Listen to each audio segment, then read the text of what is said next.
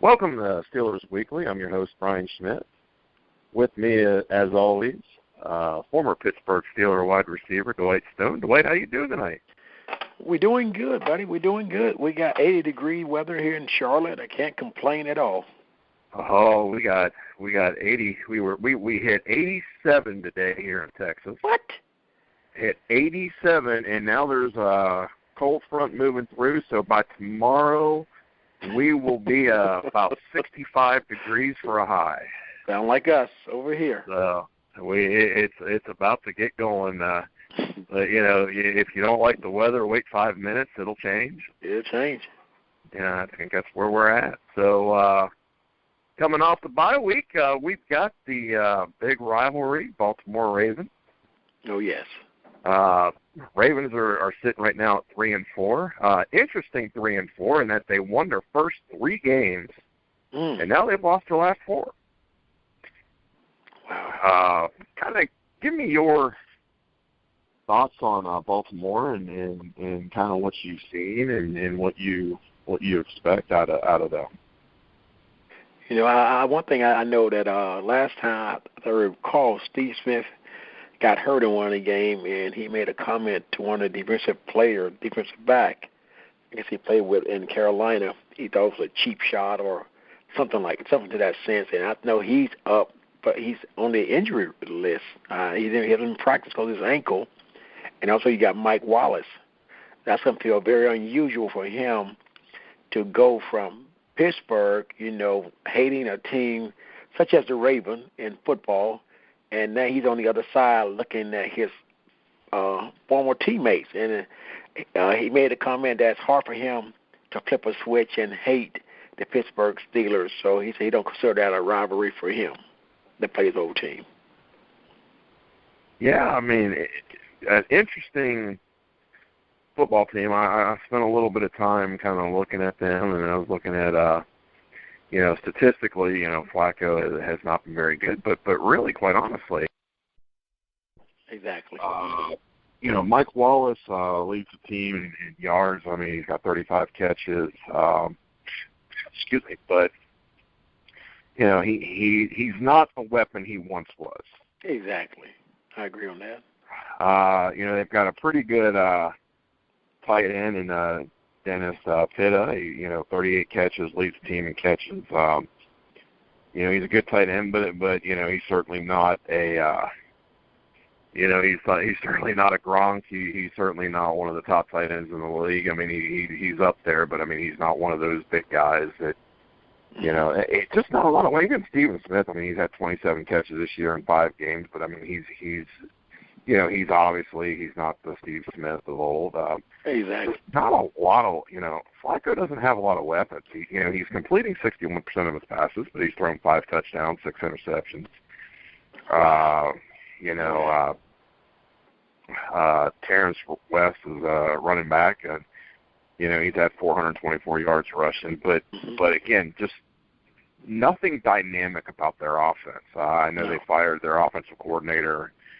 A couple of weeks. I think right before the bye week, I think they fired him. So it's going to be kind of interesting to see how,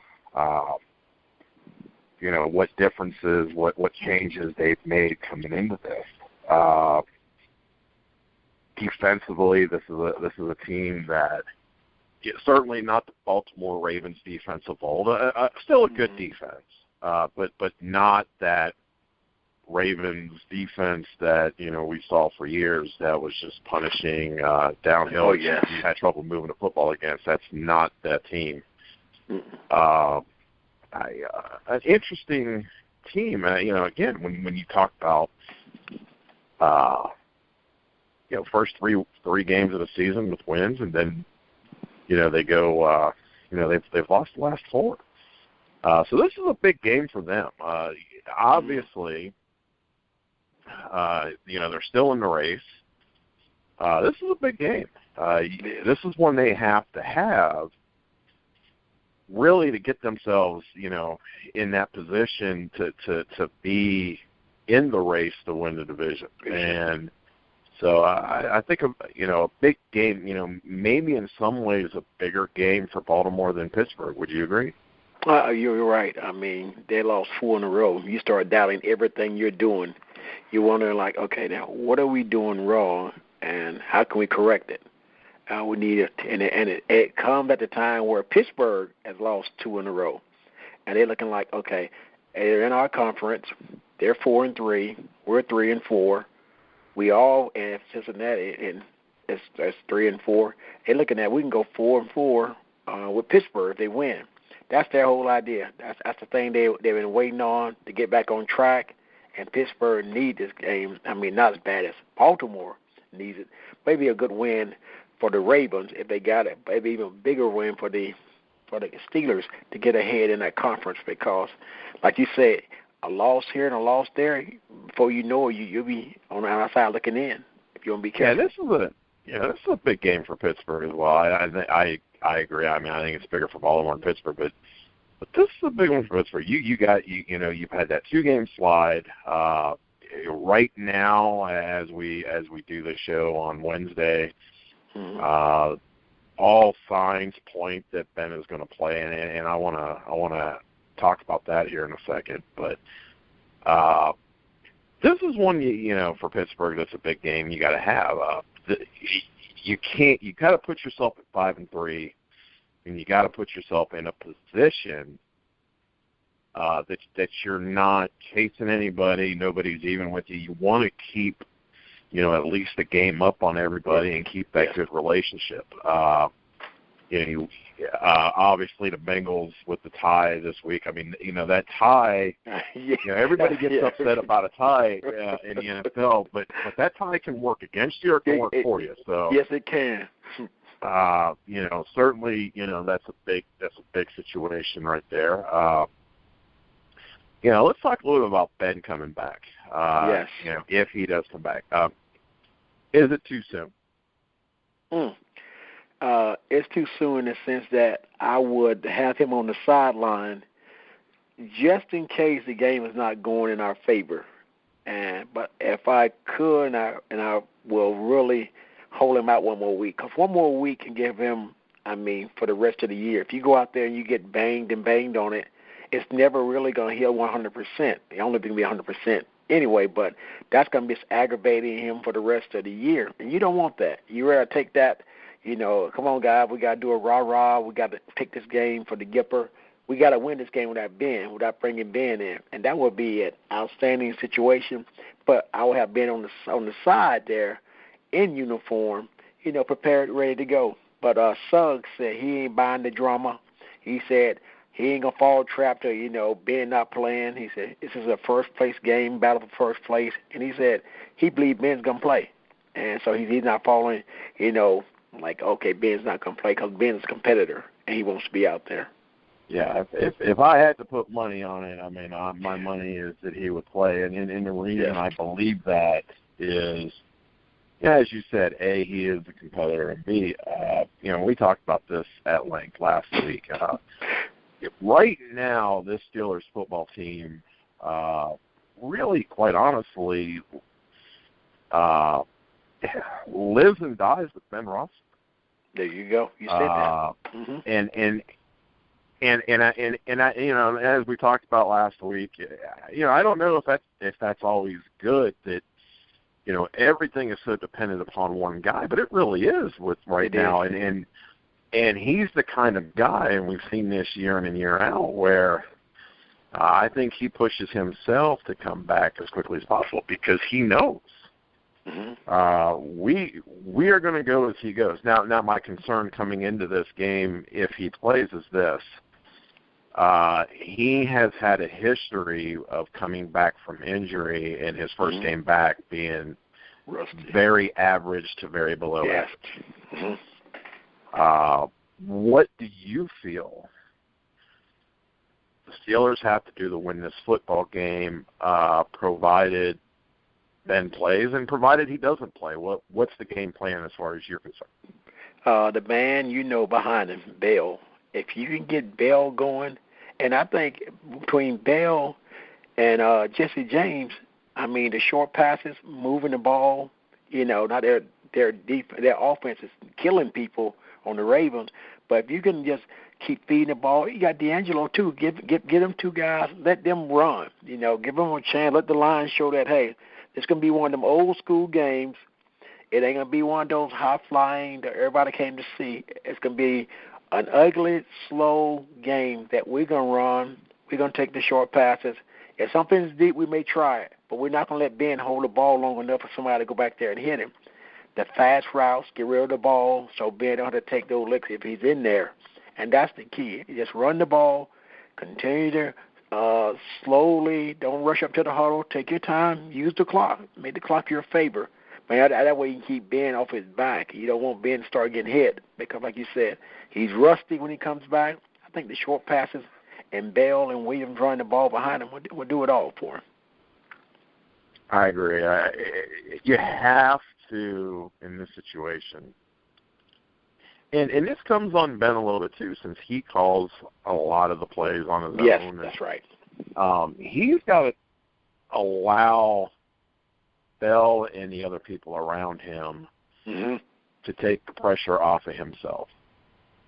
And I think that's something that's going to be very important and something that I think whether he plays or he didn't play, Bell, Williams, they all have to be major factors. And not just major factors in the first half and then we forget about them, but they've got to be major factors throughout the game. You've got to keep feeding them, even if they're only getting, that's right. At times they may be getting 1 yard here, 2 yards here, 3 yards there, but eventually, and we've seen this in the past, those 3 and 4 yard gains now become 5 and 6, 7 and 8, and you start wearing teams down. So I agree. I think that's really got to be the game plan. Defensively, what do the Steelers have to do defensively to win this football game? I think that, like you said, they're going to come out and they said, first thing they're going to say, they said, hey, we're not that bad of a team, and they're going to look out there, and so they got young defensive backs out there, and Wallace still can run, and they figure that, hey, if we can stretch them enough, and we have underneath, we got a nice little tight end, we can keep things going. But the thing is, they got to get touchdowns instead of field goals. And I think that's what the Baltimore Ravens are looking at. When they get down there in the red zone, they got to get touchdowns. They figured if they get enough touchdowns and not enough field goals, they're okay. But I'm looking at them as being a team that's going to be coming after them. They're going to have, I think, a trick play here or there. But I think the main thing is they're going to go deep on them. They're going to take that chance to go deep. They say, hey, what the heck we got to lose, We're 3 and 4. Well, nobody expecting us to win anyway, so let's just go for it. So I think it's going to be a good game.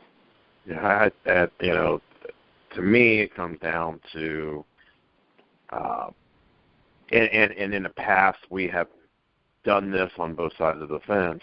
You cannot let Joe Flacco look like an all-star, all-American. There have been times when we have allowed him to look way better than he is. We've allowed the receivers, tight ends, look way better. We've got to put pressure on him, and we've got to tackle. I believe Baltimore is going to look at the last 2 games, and they're going to see, hey, Miami had a 200-yard rusher. Yes. The Patriots had I believe they're going to feed in the running game a little bit. We've got to get back to where we were up until the last few weeks, where 3rd and 7, is the primary theme of the game.